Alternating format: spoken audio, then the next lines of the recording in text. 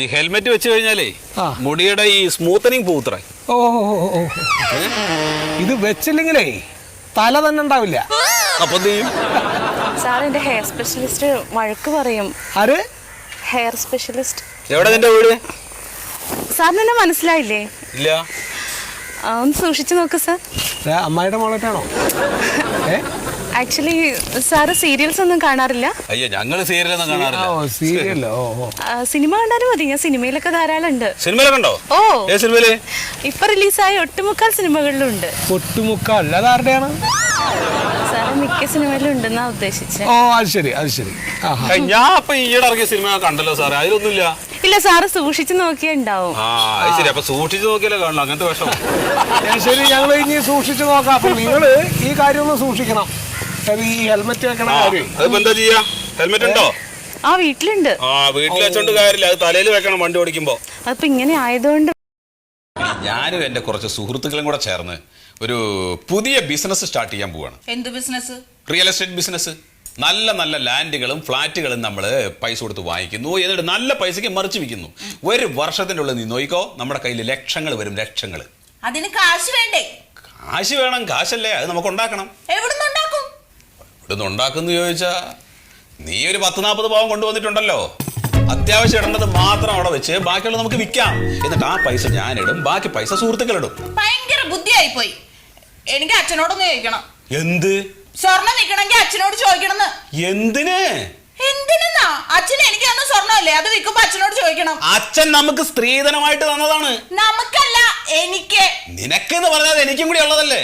എന്തൊക്കെയായാലും എന്റെ അച്ഛനോട് ചോദിക്കാതെ ഞാൻ ഒന്നും ചെയ്യില്ല. നിങ്ങളെ കല്യാണം കഴിച്ചതേ എന്നെ പറ്റിച്ചിട്ടാ, ഇനി ഇതും കൊണ്ടുപോയി എന്നെ പറ്റിക്കില്ലെന്ന് ആർക്കറിയാം. ഈ ഇംഗ്ലീഷിൽ എഴുതിയിട്ടുള്ള സാധനങ്ങൾ ഞങ്ങൾ ഇവിടെ പരസ്പരം അങ്ങോട്ടും കൂടി കൊടുത്തു കഴിഞ്ഞപ്പോൾ ആടാം ഇത് 5000 ഉറുപ്പ്യ ഏറ്റവും ചുരുങ്ങിയ വയാ. ഇവിടെ 4 ആൾക്കാരുണ്ട്, അത് 4-20,000 ഉറുപ്പ്യൊക്കെ ഒരു അപേക്ഷയിൽ അങ്ങോട്ട് പോകാന്ന് പറഞ്ഞാൽ 5-6 അപേക്ഷ വരുമ്പോൾ ഞങ്ങളുടെ കുടുംബം തറവാടാവില്ലേ? സാറേ, പൊതുജനങ്ങളെ പൊട്ടന്മാരാക്കരുത്. ഗവൺമെന്റ് ഇങ്ങനെ ഒരു നിയമം ഇറക്കിയിട്ടുണ്ടാവും, അത് ശരിയാണ്. പക്ഷേ 1-2 വാക്ക് ഇംഗ്ലീഷിൽ എഴുതി എന്ന് വിചാരിച്ചിട്ട് ഒരു അപേക്ഷ എടുത്ത് അങ്ങോട്ട് കാറ്റി പറത്തുന്നതല്ല ശരി. അല്ല, അങ്ങനെ 1-2 എന്നല്ല, ഒരു വാക്കും ഇംഗ്ലീഷ് പാടില്ല, പൂർണ്ണമായിട്ടും മലയാളമായിരിക്കണം. നിങ്ങൾ ഇത് ആരോടായി പറയുന്നത്? ഇത് മനഃപൂർവ്വം നിങ്ങൾ ചെയ്യുന്നതാണ്. നിങ്ങൾക്ക് പണിയെടുക്കാൻ പറ്റില്ല, അതുകൊണ്ടാണല്ലോ ഈ അപേക്ഷ ഇത്രയും ദിവസം ഫയലിനകത്തിരുന്നത്. എന്തെന്നാ ഈ ജാതി വർത്താനം പറഞ്ഞ അങ്ങനത്തെ ആൾക്കാരുടെ അടുത്ത് പറയും? നിങ്ങൾ കുറെ നേരമല്ലേ മലയാളം എന്ന് പറയാൻ തുടങ്ങിയിട്ട്. എന്താണ് കപ്പാസിറ്ററിന്റെ മലയാളം? എന്താണ് ട്യൂബ് ലൈറ്റിന്റെ മലയാളം? എന്താണ് വോൾട്ടേജിന്റെ മലയാളം? അല്ല, അതിപ്പോ ഞങ്ങളിപ്പോ അത് പഠിച്ചു വരുന്നല്ലോ. അപ്പൊ നിങ്ങൾക്കൊക്കെ എന്തു ആവാം. ഞങ്ങൾ സാധാരണക്കാര് നിങ്ങളുടെയൊക്കെ മുമ്പിൽ വന്ന് തൊഴുത് നിൽക്കണം, അതല്ലേ? നോക്കിയാലും ആ കൊച്ചിനെ ചീത്ത വിളിക്കാനേ നേരുള്ളൂ. നിങ്ങൾ എന്തിനാ അവനിങ്ങനെ വഴക്ക് പറയണേ? എന്താണെന്ന് അറിയില്ലേ? അവന്റെ പ്രായത്തിലുള്ളവരൊക്കെ ഇങ്ങനെ കളിച്ചു നടക്കാടി. എന്തുകൊണ്ട് അവൻ കളിച്ചു നടക്കണം? നിങ്ങൾ അവനൊരു ജോലിക്ക് പോകാൻ സമ്മതിക്കുന്നുണ്ടോ? പ്രൈവറ്റ് ജോലിയോ? എന്താ പ്രൈവറ്റ് ജോലിക്ക് ഒരു കുഴപ്പം? എടി, ഒരു റിട്ടയർഡ് വില്ലേജ് ഓഫീസറാണ് ഞാൻ. എന്റെ മകൻ സർക്കാർ ജോലി ചെയ്യണം. അവന്റെ പ്രായത്തിലുള്ള കൂട്ടുകാരെയൊക്കെ ഒന്ന് നോക്ക്, ആ സുമേഷിനെ രതീഷിനെയൊക്കെ. അവരൊക്കെ ഓരോ പ്രൈവറ്റ് ജോലിയിലും കയറി ഓരോ കുടുംബമായവർക്കൊക്കെ. ഇതിന്റെ ഒച്ച മാത്രം ഇങ്ങനെ കളിച്ചു നടക്കുക. എടി, അനക്കെന്താ വിവരല്ലേ? അവരൊക്കെ 18 വയസ്സ് കഴിഞ്ഞാൽ പിന്നെ പഠിക്കാൻ വഴിയില്ലാണ്ട് പല പ്രൈവറ്റ് ജോലിയും ചെയ്തു വെച്ചിട്ട്, ഇവൻ പഠിച്ച് പരീക്ഷ എഴുതിയിട്ട് സർക്കാർ ജോലി നേടണം. എന്താ അവനൊരു കുറവ്? സുഖമായിട്ട് അവൻ പരീക്ഷ എഴുതിയില്ലാന്ന് നിങ്ങൾ പറയരുത്. എത്ര പരീക്ഷ എഴുതി എന്റെ കൊച്ച്?